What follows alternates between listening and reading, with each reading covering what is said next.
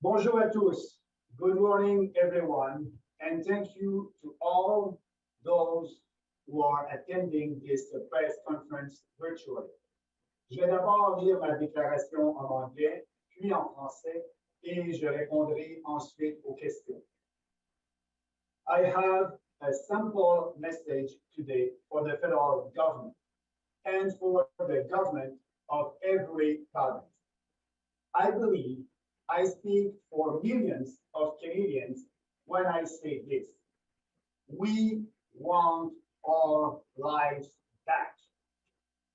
Yes, it's been 22 months since the pandemic started. The vast majority of Canadians are vaccinated. And yet, we still have to live under a whole series of authoritarian COVID measures, from vaccine mandates to lockdowns and vaccine passports. Every week, more countries in Europe and elsewhere, and states in the US announce that they are lifting these mandates and restrictions. Canada is becoming the outlier.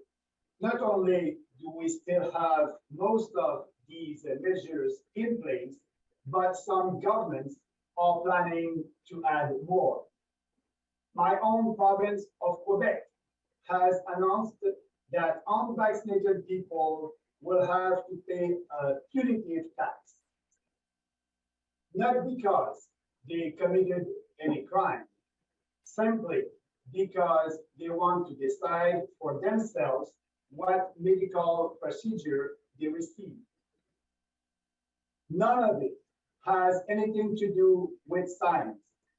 There is ample scientific evidence that these authoritarian measures have almost no effect on the spread of the virus, while they have massive negative economic and health impacts on the population. Both the vaccinated and the unvaccinated can catch and spread the virus. Vaccine passports are completely useless. I will stay in Ottawa for the next couple of days to take part in the Truckers Freedom Rally and the Freedom Convoy to protest with them.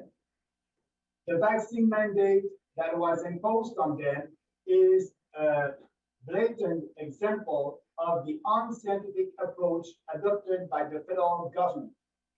Unvaccinated cross-border truckers have been providing an essential service to Canadian economy for 2 years. That's why they were exempt from the border closures. They pose no threat to anyone. They are alone in their trucks most of the time. There is no crisis because of sick truckers. So, why are they suddenly being forced off the road with a new vaccine mandate? Since the beginning of the pandemic, these misguided policies imposed on various sectors of our economy have made supply chains more fragile than ever. And now, at a time when the trucking industry already suffers from a severe shortage of manpower, irresponsible governments in Ottawa and Washington are deliberately and needlessly disrupting them even more. It could not have come at a worse time. This is insane. There is no logic in it whatsoever.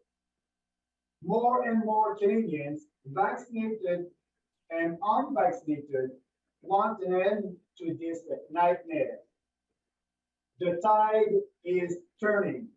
It's time to stop living in fear and learn to live with this virus. Here are the things I'm asking the Liberal government to do. First, repeal the vaccine mandates on federal employees and federally regulated industries.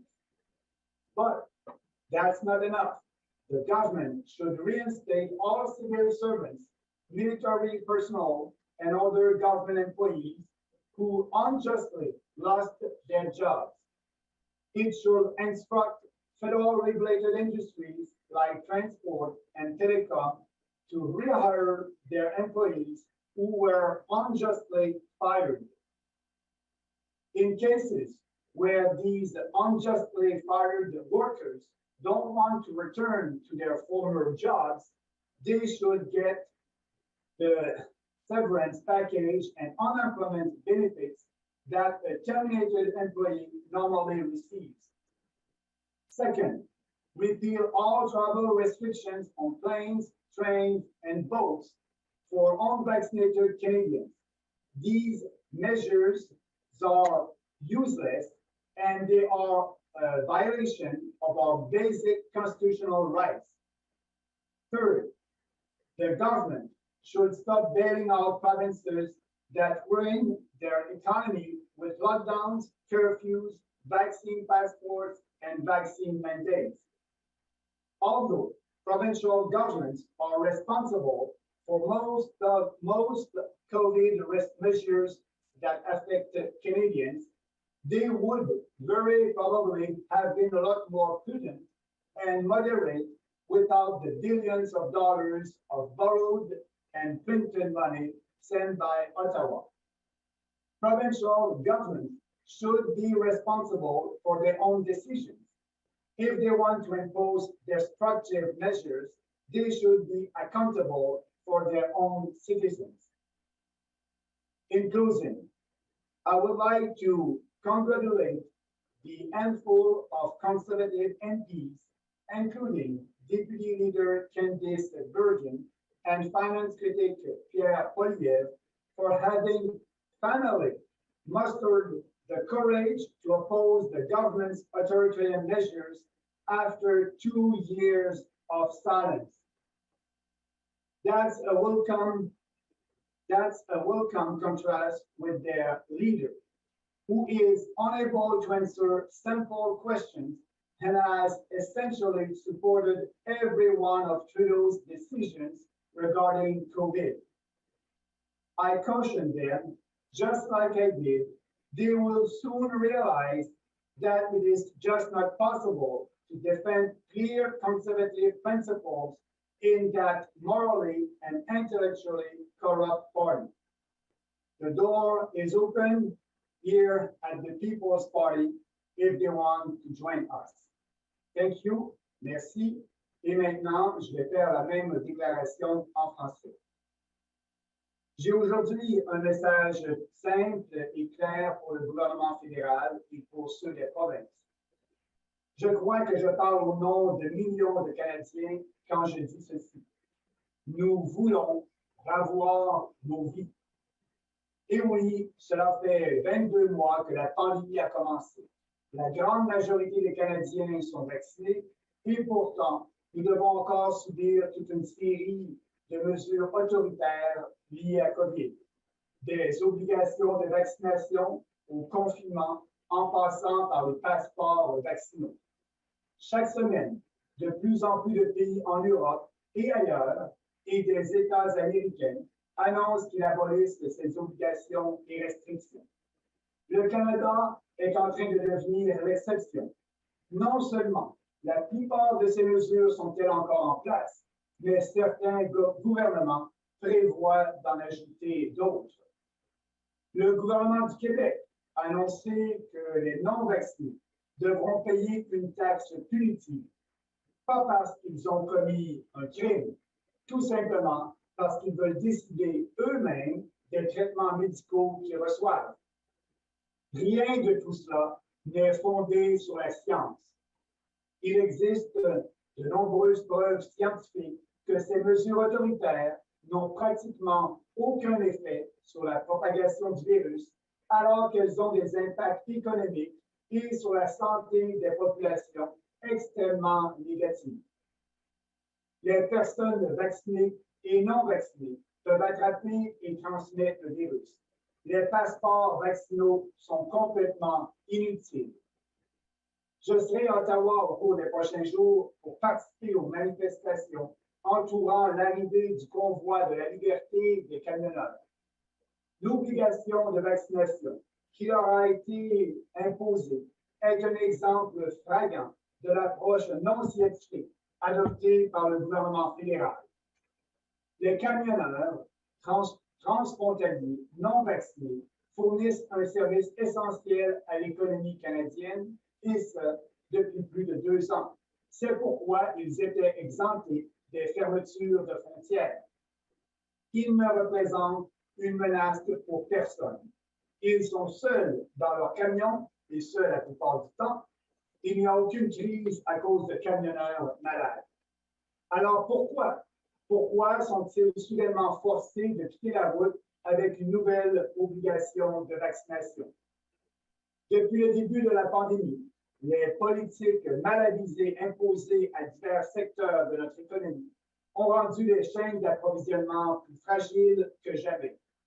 Et maintenant, à un moment où l'industrie du camionnage souffre déjà d'une grave pénurie de main-d'œuvre, les gouvernements irresponsables d'Ottawa et de Washington les perturbent délibérément et inutilement encore plus. Cela ne pouvait pas arriver à un pire moment. C'est insensé et il n'y a aucune logique là-dedans.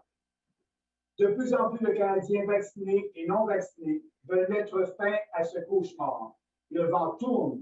Il est temps d'arrêter de vivre dans la peur et d'apprendre à vivre avec ce virus. Voici ce que je demande au gouvernement fédéral de faire. Premièrement, mettre fin aux obligations de vaccination pour les employés fédéraux et les industries sous réglementation fédérale. Mais cela ne suffit pas. Le gouvernement devrait réintégrer tous les fonctionnaires, militaires et autres employés de l'État qui ont injustement perdu leur emploi. Il devrait ordonner aux industries sous réglementation fédérale, comme les transports et les télécommunications, de réembaucher leurs employés injustement licenciés.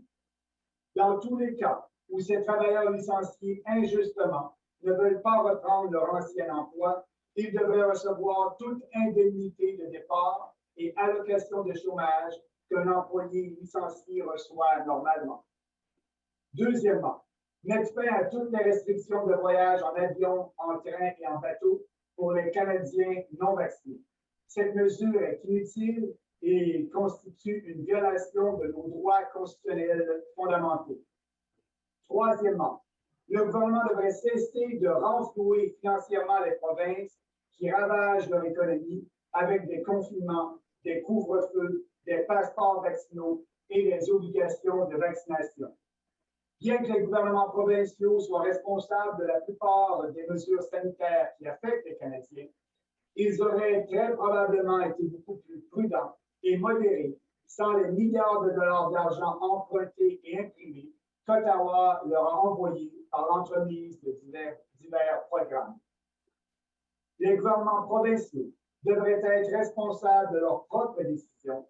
S'ils veulent imposer des mesures destructives, ils doivent rendre des comptes à leurs propres citoyens.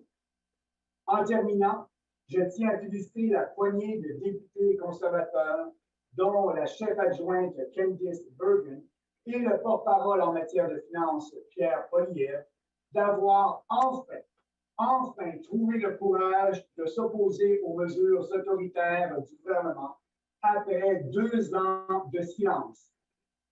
Ça contraste également avec les positions de leur chef, qui est incapable de répondre à des questions simples et qui a essentiellement soutenu chacune des décisions de Trudeau concernant la COVID. Je les mets toutefois en garde que, tout comme moi, ils réaliseront bientôt qu'il n'est tout simplement pas possible de défendre des principes conservateurs clairs dans ce parti moralement et intellectuellement corrompu. La porte est ouverte ici au Parti populaire s'ils veulent nous rejoindre. Merci et maintenant, je serai prêt à répondre à vos questions.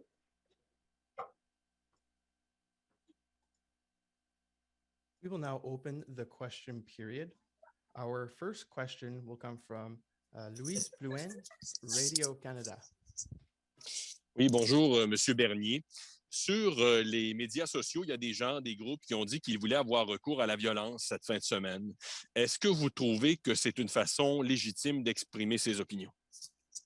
Absolument pas. Je pense que c'est une très, très minime de minorité. Si on regarde ce qui se passe actuellement, ces camionneurs-là respectent les lois. Ils viennent ici manifester de façon en respectant les lois et pour s'assurer que tout se passe bien ici. J'ai confiance que la plupart des gens vont faire une manifestation et un rallye comme d'autres rallyes où j'ai participé à travers le pays depuis ces 2 dernières années.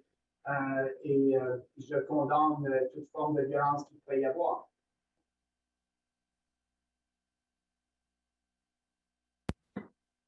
Our second question will come from Pierre Saint Arnaud, La Presse canadienne.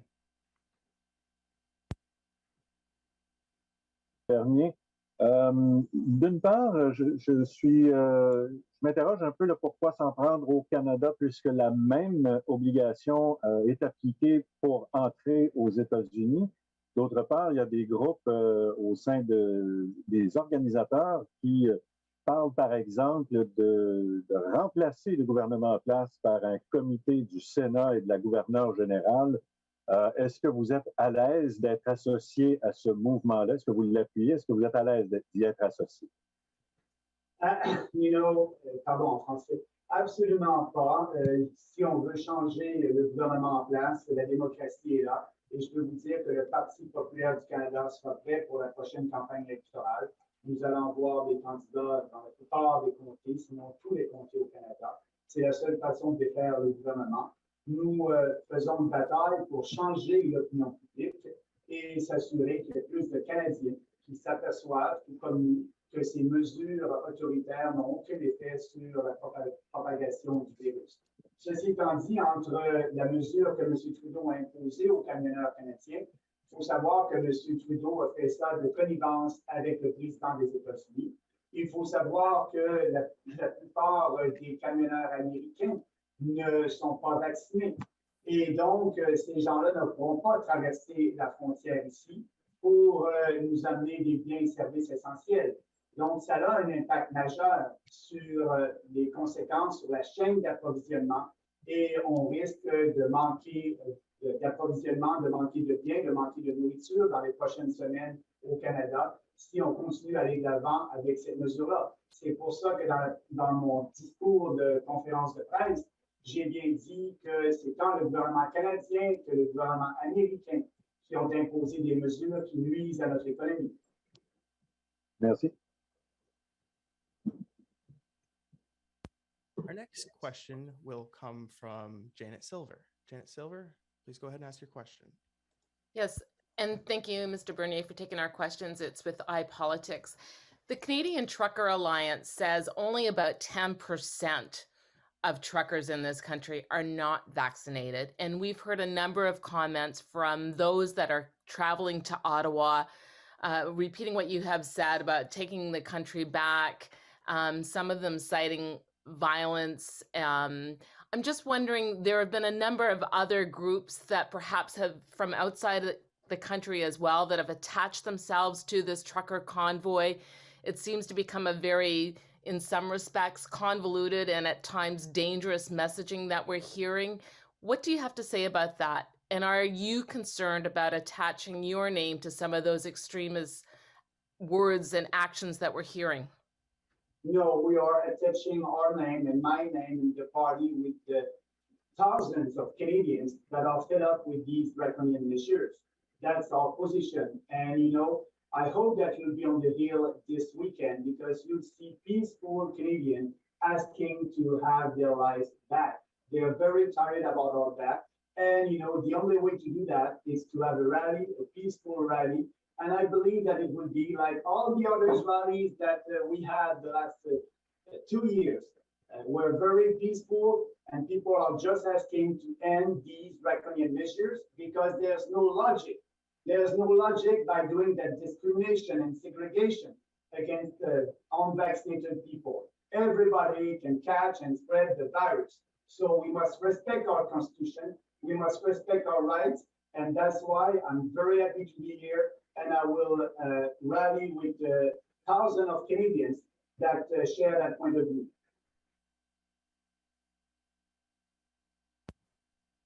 Our next question will be given to Melanie Risden, Western Standard. Hello, Monsieur Bernier. Thanks for taking my question. We at the Western Standard interviewed Justin Trudeau's half-brother, Kyle Kemper, yesterday. And among many things that he called his brother, or our premier, or our prime minister, out on, was his divisive speech. And he referenced the PPC party being quite popular in the last election, citing the purple wave. What do you think about a Trudeau family member propping up the PPC? Yeah, no, that's great to hear. Absolutely. First of all, yes, I believe that is right. I said that during the last electoral campaign, that Trudeau was dividing us between good Canadians and bad Canadians, the good one are the vaccinated one, the bad one are the unvaccinated one. And I said, we must not do that. It's very dangerous to speak like that. Coming from the leader of a democratic country, you cannot speak like that. And so what I said during the election, I said, we at the PPC, we want to unite everybody under the freedom umbrella. We don't do any division and segregation. We believe in Canada, we believe in our country, and we believe that the pandemic must end. And so I'm surprised, but happy that a member of the Trudeau family is cheering for the PPC. That's only the beginning, like I said during the last electoral campaign. This party is growing, and I know that the mainstream media don't like to cover the PPC because we are telling the truth based on facts and on science. So, but we have more and more visibility now on social media, and I can tell you that I'm looking forward for the next general election, because if we want to have changes in this country, it will come in a democratic country by an election. And I can tell you that the PPC is ready, but also I'm ready to be on the stage and to debate with these establishment leaders. That would be fun. For the first time, you'll have a real debate.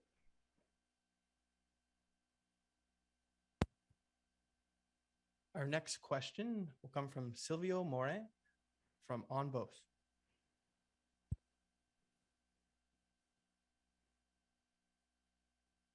Entendez? Oui. Bonjour, M. Bernier. Je vais essayer de vous citer. Vous avez dit tantôt, il est temps d'arrêter d'avoir peur, il est temps d'apprendre à vivre avec le virus. C'est à peu près ce que vous avez dit tantôt. Oui. Dans votre monde idéal, vous êtes le premier ministre du Canada, vous levez toutes les mesures sanitaires inimaginables qui ont été mises en place. Mais la maladie est encore là, il y a de la propagation, le monde tombe malade, les hôpitaux sont engorgés, il y a du monde qui meurt. Vous faites quoi, M. Bernier? Oui, je ferai comme le premier ministre de l'Angleterre qui a levé toutes les mesures sanitaires, et c'est ce qu'il faut faire. Et comme je l'ai dit depuis le début de la pandémie, il faut protéger les plus vulnérables. Qui sont les plus vulnérables? Si on regarde les statistiques, 80% des décès au Canada, c'est les gens de 70 ans et plus avec des comorbidités. Il aurait fallu protéger les plus vulnérables et ouvrir l'économie et laissant les gens libres de faire ce qu'ils veulent. Et actuellement, je suis conscient que les hôpitaux au Québec et peut-être aussi dans d'autres provinces débordent, mais malheureusement, ce n'est pas nouveau. Et M. Legault au Québec n'a rien fait. Il avait 2 ans pour réinvestir dans les hôpitaux ou quoi que ce soit. Il n'a rien fait, et je comprends bien qu'au Québec, à la prochaine campagne électorale provinciale, ça sera un débat important.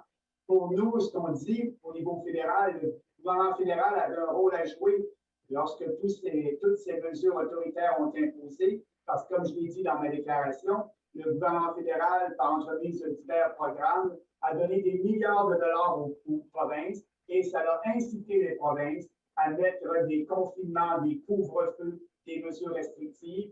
Donc, ce qu'on devrait faire, c'est d'abolir tout ça, protéger les plus vulnérables. Et oui, on est le seul parti au fédéral qui parle de réformer la façon, le système de santé au Canada, parce que vous savez que la loi canadienne de la santé est sous juridiction fédérale. Nous avons une proposition dans notre programme pour faire en sorte que les provinces soient responsables et aussi puissent avoir le choix avec une assurance universelle pour l'ensemble des Canadiens. Les Canadiens devraient avoir le choix de pouvoir avoir des services privés ou publics, comme dans d'autres pays européens. Donc, on est le seul parti qui a parlé de ça à la dernière campagne électorale et je peux vous dire qu'on va en parler aussi à la prochaine. Mais M. Bernier, la maladie COVID-19, elle ne s'attaque pas juste aux plus vulnérables de 70 ans et plus. Vous faites quoi avec ceux qui ont moins de 70 ans et qui tombent malades? Oui, le COVID-19, effectivement, est partout et va être partout. Et oui, des gens moins à risque, donc de 70 ans et moins, risquent d'attraper et peuvent attraper COVID. Et ce que je dis, si on regarde les statistiques, ce n'est pas une maladie mortelle pour eux. Je vous donne mon propre cas. J'ai décidé, dès le début de la pandémie, de ne pas me faire vacciner, puisque les statistiques étaient de mon côté. J'ai attrapé la COVID. J'ai eu une grosse grippe. J'ai été 3 jours au lit. Je m'en suis remis. J'ai développé des anticorps. Et maintenant, bien, on m'interdit de voyager dans des avions, de voyager au Canada en tant que chef d'un parti national. C'est mon devoir d'être sur le terrain et de bâtir notre parti. Et c'est une mesure discriminatoire à mon endroit parce que je peux être assis dans l'avion avec une personne vaccinée qui peut transmettre le virus, tandis que moi, j'ai les anticorps, j'ai beaucoup moins de chances de rattraper les COVID. Donc, il faut arrêter toutes ces mesures-là et il faut apprendre à vivre avec le virus, comme je l'ai dit. Petite dernière vite, M. Bernier, Parti conservateur vous intéresse-t-il toujours? Vous avez fait des commentaires encore sur lui? Non, absolument pas. J'ai laissé le Parti conservateur en 2018 en disant que ce parti était moralement et intellectuellement corrompu. Je le répète aujourd'hui. Et jamais, jamais, jamais le Parti populaire va fusionner avec le Parti conservateur. Nous sommes là pour défendre des principes clairs. Nous avons une vision claire du Canada et nous voulons s'assurer que plus de gens comprennent ce que veut faire le Parti populaire. Et plus on parle de nos politiques, plus on a l'appui de la population. On ne fera pas l'erreur qu'a fait Preston Manning du Reform Party il y a déjà quelques décennies lorsqu'il a fusionné avec les conservateurs et on a un parti maintenant sans principe qui fait de la politique basée sur les sondages et non par conviction. Donc, pour répondre à votre question, non, je ne retournerai jamais au Parti conservateur et je dis à Candice Berger et à Pierre Poilievre, si vous êtes vraiment sérieux à défendre la liberté et à appuyer les camionneurs, bien, ne perdez pas votre temps avec le Parti conservateur. Ce n'est pas la position de votre chef et vous ne réussirez jamais à influencer l'establishment du parti. Et c'est pour ça que je leur dis que les portes du Parti populaire sont ouvertes pour tout député qui est prêt à travailler et à lutter pour plus de liberté au Canada et un gouvernement plus petit qui va respecter la Constitution, mais qui va respecter les droits et les libertés des Canadiens. Merci, M. Bernier. Merci.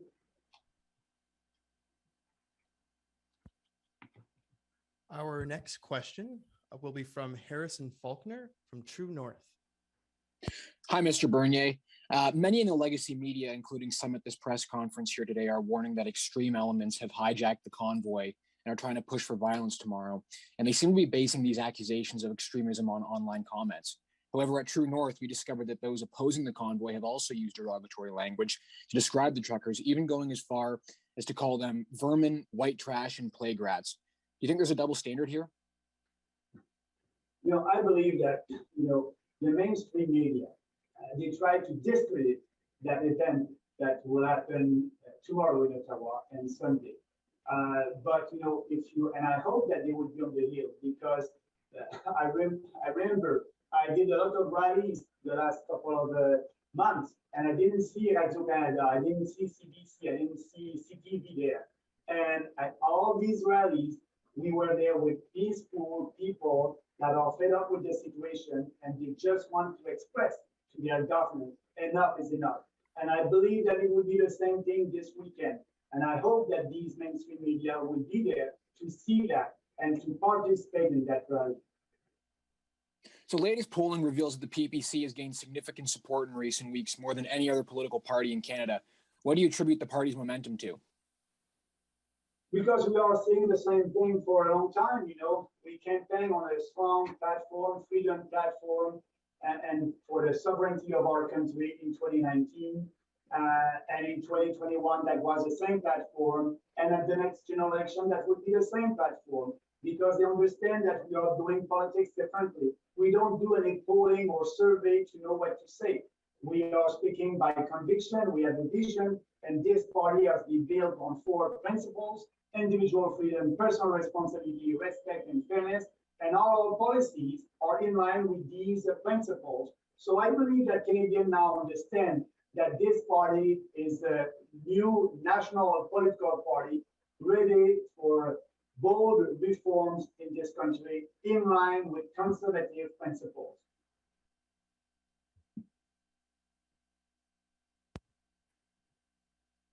Our next question will come from Ines Lombardo, Franco Press. Bonjour, Monsieur Bernier. Vous avez félicité les députés Bergen et Poilièvre un petit peu plus tôt dans votre discours. Vous avez dit qu'ils réaliseront bientôt que le Parti conservateur est corrompu et vous leur avez ouvert votre porte. Moi, j'aimerais savoir si depuis qu'il y a des dissensions de plus en plus grandissantes au sein du Parti conservateur, est-ce que vous avez été en contact avec l'un d'entre eux? Non, absolument pas. La dernière fois que j'étais en contact avec un député conservateur, ce fut bien longtemps lorsque M. Poilievre avait perdu son poste de critique des finances. J'ai appelé Pierre sur son cellulaire personnel. Il ne m'a pas répondu. J'ai laissé un message dans sa boîte vocale et il ne m'a jamais retourné l'appel et je n'ai jamais eu de contact avec les conservateurs. Et lorsque le message que j'avais dit à Pierre Poilievre à l'époque, je lui ai dit: Pierre, si tu n'as pas ton temps avec les conservateurs, tu es en train d'être le Maxime Bernier pour les conservateurs, comme je l'étais après la course au leadership, où le parti l'utilisait pour plaire à la base conservatrice.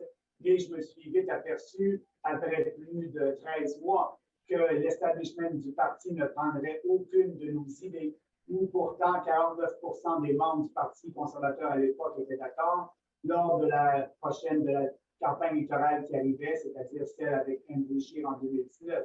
Et c'est pour ça que j'ai laissé le parti. Et j'ai dit à ce moment-là, effectivement, et je répète, et aujourd'hui, c'est vrai, à chaque jour, on s'aperçoit que cette déclaration, elle était bien pensée, qu'effectivement, le parti est moralement et intellectuellement corrompu.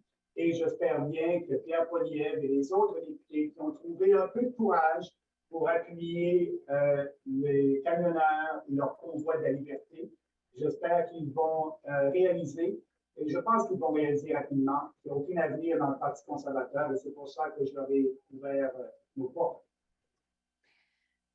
En conférence de presse hier, M. O'Toole a fait volte-face, a changé d'avis. Il va rencontrer donc, les participants au convoi qui se dirige sur Ottawa. Vous, qu'est-ce qu'il en est de votre côté? Est-ce que vous allez les rencontrer? Qu'est-ce que vous allez leur dire? Bien, premièrement, je doute que M. O'Toole rencontre les gens du convoi. Il a laissé sous-entendre en conférence de presse qu'il allait rencontrer les responsables de l'industrie du camionnage et non pas sur la colline parlementaire. Donc, M. O'Toole a toujours un double message, essaie de plaire à une base militante et en même temps à la population. Et c'est pour ça qu'il a perdu toute crédibilité. Donc, je ne pense pas rencontrer M. O'Toole sur la colline parlementaire ce week-end, mais je peux vous dire que moi, oui, je vais rencontrer les camionneurs, je vais rencontrer les gens qui ont fait des heures de route pour venir ici à Ottawa. Je serai sur la colline parlementaire et aussi je ferai un discours sur la colline parlementaire demain à 3 heures et dimanche à midi. Donc, je ne pense pas qu'Erin O'Toole va participer et il est bienvenu, il a été invité à faire un discours. Et aussi, je ne pense pas qu'on verra d'autres députés conservateurs sur la colline. C'est dommage, mais les gens savent qu'il y a un seul parti qui est prêt à défendre la liberté et le respect de nos droits constitutionnels, c'est le Parti populaire du Canada.